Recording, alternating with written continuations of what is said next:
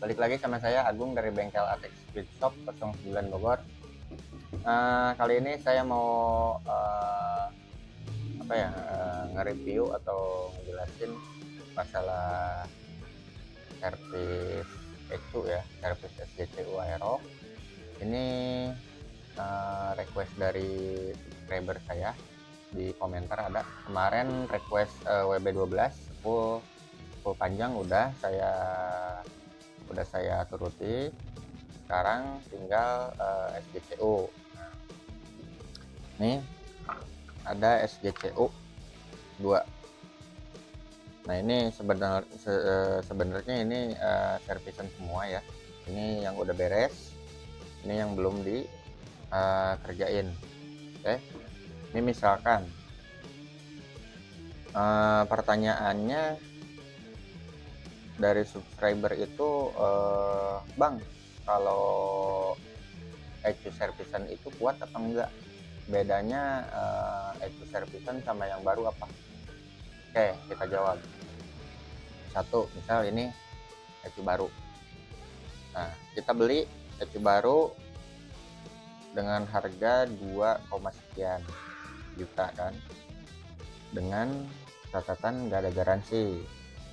Nah, teman-teman misalkan motornya bermasalah nih di kabel bodinya, pas teman-teman colok, misalkan colok ini ECU langsung mati, nah itu nggak dapat garansi.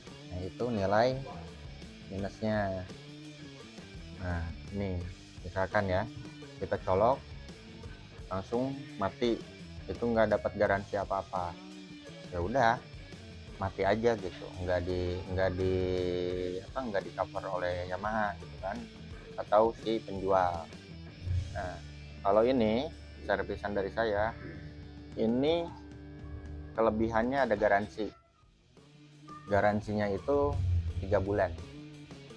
Nah dengan catatan si motor teman-teman atau motor customer itu kabelnya itu normal gitu ya, nggak ada human error, tiba-tiba mati atau tiba-tiba kode 12 atau sejenisnya lah, kode-kodeannya rusaknya. Nah itu baru saya cover, sebelum 3 bulan saya cover.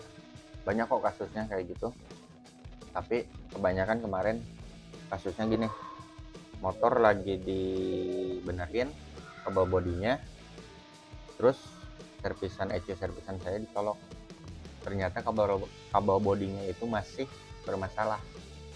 Nah itu kan seharusnya nggak saya cover teman-teman, itu kesalahan user ya, human error dari mereka, bukan servisan dari saya gitu. Tapi tetap saya cover. Karena apa? Karena saya merasa bertanggung jawab. Udah gitu bendera saya juga harus nggak jelek ya bendera saya. Terus perbedaan selanjutnya apalagi selain garansi? Nah bagian spare part juga kita pakai bawaannya ECU ini, bawaan misalnya ini baru terus diservis, kita pakai spare part bawaannya dia lagi gitu. Jadi bukan sistem akal-akalan si miskin gitu kan. Misalkan spare partnya segede gini, diakalin yang segede gaban, terus pakai kabel panjang atau pakai tembaga diakalin di tempatnya, dirubah gitu, disimpan di mana gitu. Kalau saya enggak, bentuknya sama, kodenya sama, dan itu dapatnya susah. Saya dapatnya dari Cina teman-teman, kalau mau tahu itu minimal pemesanan spare part itu 100 piece dari Cina.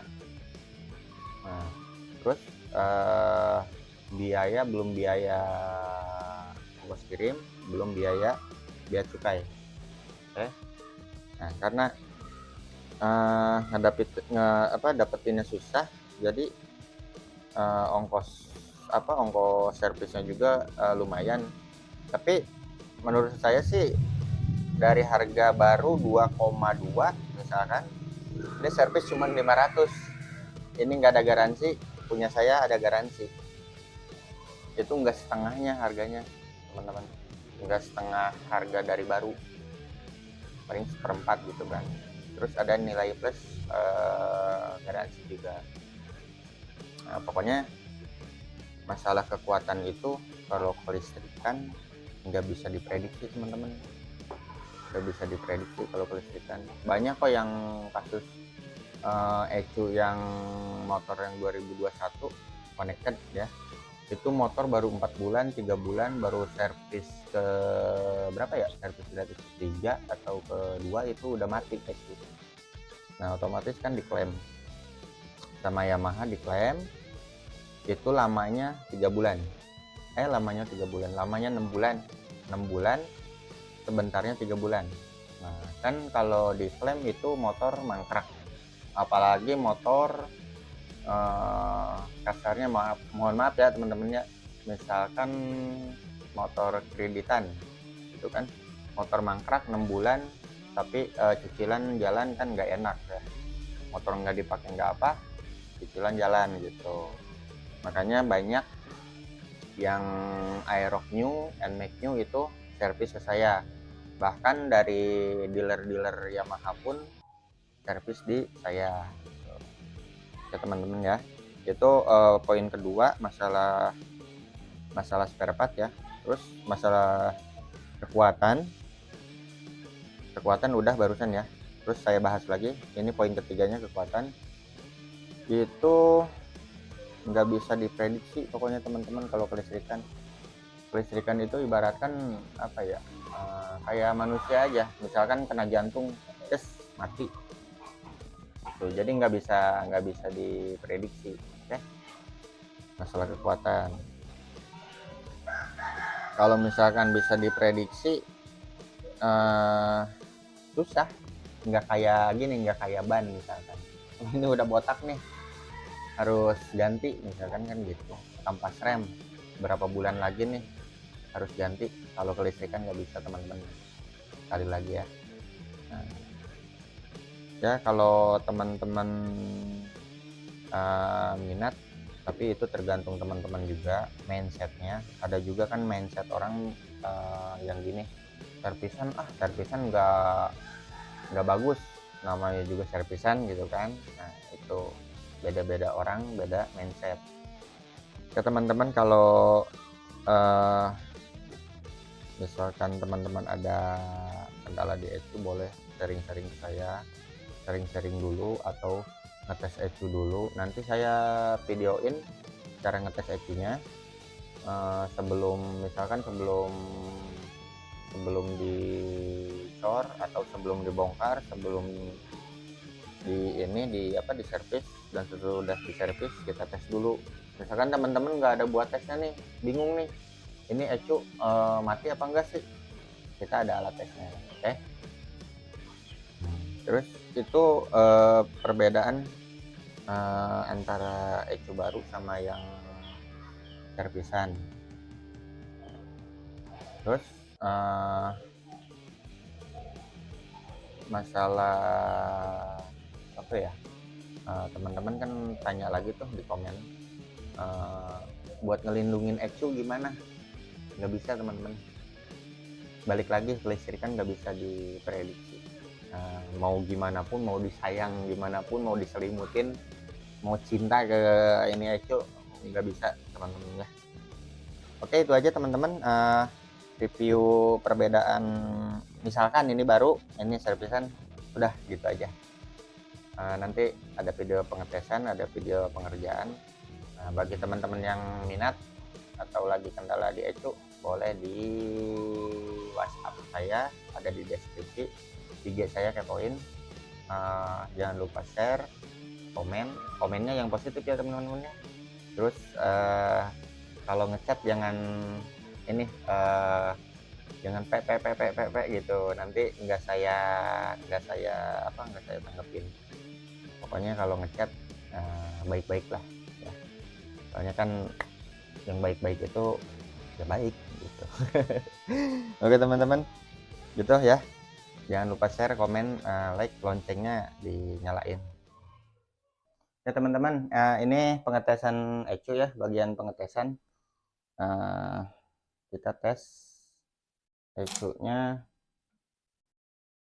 sebelum dibongkar dan sudah dibongkar atau sudah servis, sebelum servis dan sudah servis.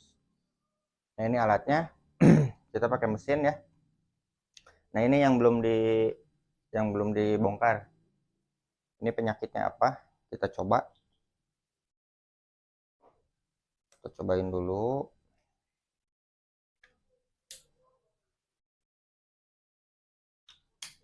Soket, ini soket cepul. Udah ya. Kita nyalain, nyala. Keluar kode 3712. 3712 ya. Ini bisa nyala apa enggak? Nah, ternyata ini si magnet cuman muter dikit aja ya teman-teman ya. Bentar. Oh ya. Berarti ini kode 12 bagian ACG starternya ya. Starternya. Nah, misalkan ini udah diservis sama kita. Nah, ini misalkan udah diservis. Kita tes lagi. Sebelum pengiriman gitu teman-teman. Kita tes. Nggak ada kode muncul. Ini baterainya 12. Oke, kita tes. Nah.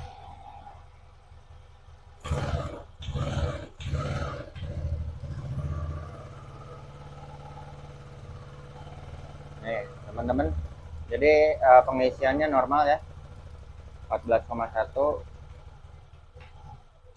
Nah ini karena settingan ISC-nya harus disetting, jadi mati-mati. Kilometer hidup, RPM hidup. Jadi di mesin tes ini kita semua parameter harus hidup ya. Jadi nggak cuman misalkan fokus di ACG starter. ACG starternya misalkan kode 12. Kita fokus di situ aja, enggak. Terus dibenerin kayak teman-teman yang lain kan bikin dari magnet sama spool. Dia cuman muterin magnetnya aja, berarti itu udah bener. Tapi belum tentu. Misalkan PPA nggak aktif, speedometer nggak bisa gitu. Jadi kita pakai mesin supaya parameternya kelihatan semua. Kayak gini contohnya teman-teman nih. Kita ngetes PPA ya. Nah ini kan kilometer hidup.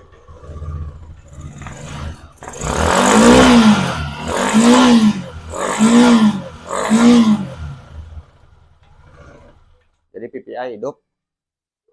Berarti ini ECU udah bagus, tinggal penyetelan bagian ISC-nya aja, lamsam ya. Nah ini teman-teman, kita juga seudah servis kita didiagnosa lagi. Ini alatnya, alat kita, alat Yamaha. Interface-nya ini yang terbaru ya, yang versi 3, tapi bukan yang Bluetooth. Kita diagnosa di alat ini. Jadi pas udah selesai, kita kirim video ke user atau ke customer yang servis ini yang punya ECU. Baru sistemnya laporan dulu, udah bagus, sudah transfer, baru kita kirim barangnya, ECU-nya. Oke. Gitu aja sih teman-teman, bagian pengetesan ECU. Dah.